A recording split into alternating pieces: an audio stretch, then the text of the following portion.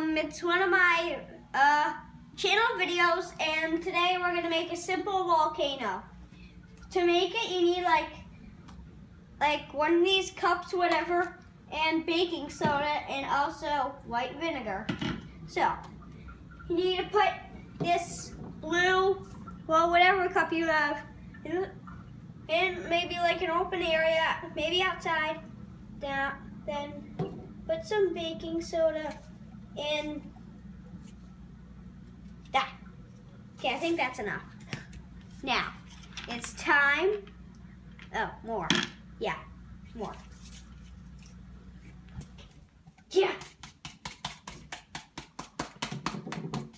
Is this ever gonna stop? Okay. Now I'm done. Now we're gonna pour some vinegar in and watch the magic happen. Okay, and here's the volcano. Oh, it smells bad.